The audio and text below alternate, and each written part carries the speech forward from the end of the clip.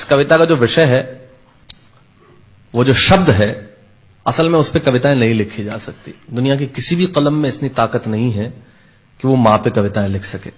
मैं तो बहुत छोटा कलमकार हूं, मैं मां पे क्या कविताएं लिखूंगा। मैंने एक कविता सिर्फ ये लिखी है कि जब मां हमारे पास होती है तब शायद उसके होने का एहसास नहीं होता। जब मां नहीं होती तब जिंदगी क्या होती है, बस मैं ये कहना चाहता हूं।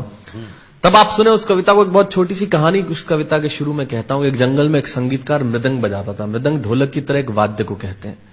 और जब मृदंग बजाता तो एक बकरी का बच्चा वहां रोज आके खड़ा हो जाता। एक दिन सर ये कैमरे जो भी हैं बंद कर दें प्लीज, फॉर गॉड सेक। बकरी का बच्चा वहां खड़ा हो जाता आके, तो मृदंग जो बजाता था संगीतकार, उसने उस मेमने से एक दिन पूछ लिया कि यार तुझे क्या मेरा सुर, मेरी ताल, मेरी लय बहुत अच्छी लगती है जो तू रोज यहां चला आता है। वो बोला मैं नहीं जानता कि आप क्या बजाते हैं, न मुझे सुर की समझ, न ताल की समझ, न लय की समझ। मैं तो बस इतना जानता हूं कि इस ढोलक पे, इस मृदंग पे जो चमड़ा मढ़ा है वो मेरे मां के बदन से आया है। क्या बात है, बहुत अच्छे, वाह। जब इस पे थाप पड़ती है मैं आके खड़ा हो जाता हूं। बहुत अच्छे, वाह। मेरी कविता मां के न रहने पे भीतर से पड़ी हुई थाप की कविता है। तब सुनाना चाहता हूं। इस कविता में अगर आपके आंसू बाहर की दुनिया की यात्रा करना चाहे तो रोकिएगा मत। अगर आपको ठीक लगे, जैसा कहता हूं जब मां नहीं होती तब जिंदगी क्या होती है। एक मुनव्वर राणा साहब का शेर उधार लेता हूं कि किसी के हिस्से में मकान आया, किसी के हिस्से में दुकान आई, मैं सबसे छोटा था, मेरे हिस्से में मां आई। क्या बात है, वाह वाह, बहुत अच्छा। तब कहता हूं कि कल जब उठकर काम पर जा रहा था तो अचानक लगा कि कोई रोक लेगा मुझे। कल जब उठकर काम पर जा रहा था तो अचानक लगा कि कोई रोक लेगा मुझे और कहेगा खड़ा खड़ा दूध मत पी, हजम नहीं होगा। मुझे लगा कोई कहेगा खड़ा खड़ा दूध मत पी, हजम नहीं होगा। 2 घड़ी सांस ले ले, अरे इतनी ठंड और कोट भूल गया, इसे भी अपने पास ले ले। मन में सोचा मां रसोई से बोली होंगी जिसके हाथों में सना आटा होगा। अगली पंक्ति के खालीपन से जुड़े और जुड़े तो मुझे बताएं। मन में सोचा मां रसोई से बोली होंगी जिसके हाथों में सना आटा होगा, और पलट के देखा तो क्या मालूम था कि वहां सिर्फ सन्नाटा होगा। पलट के देखा तो क्या मालूम था कि वहां सिर्फ सन्नाटा होगा।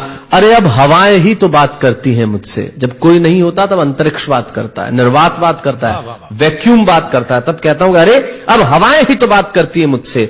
लगता है जब जाऊंगा किसी खास काम से तो कोई कहेगा दही शक्कर खा ले बेटा, अच्छा शगुन होता है। कोई कहेगा गुड़ खा ले बेटा, अच्छा शगुन होता है। पर मन इसी बात के लिए तो रोता है कि सब कुछ है मां, सब कुछ, जिस आजादी के लिए तुझसे मैं सारी उम्र लड़ता रहा। आपने अपने बचपन में देखा होगा, माए हमें टोकती है, यहां मत जा, वहां मत जा, ये मत कर, वो मत कर। तब हम आजाद होना चाहते हैं।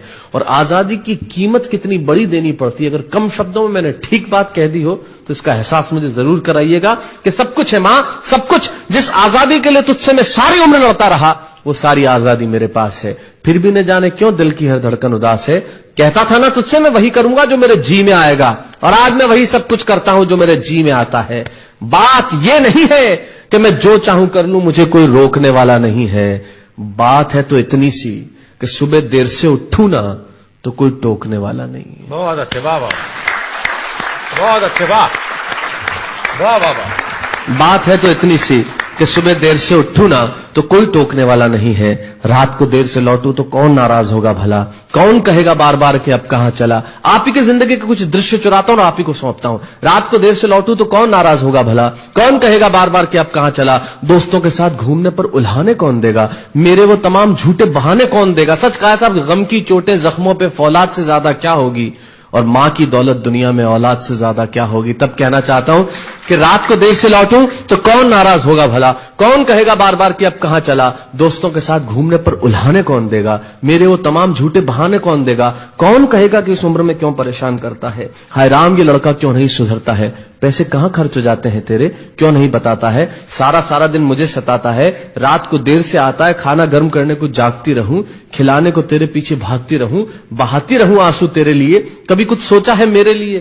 खैर मेरा तो क्या होना है और क्या हुआ है, इस बुढ़िया का तो क्या होना है और क्या हुआ है। तू खुश रह लेना यही दुआ है, और आज तमाम खुशियां ही खुशियां।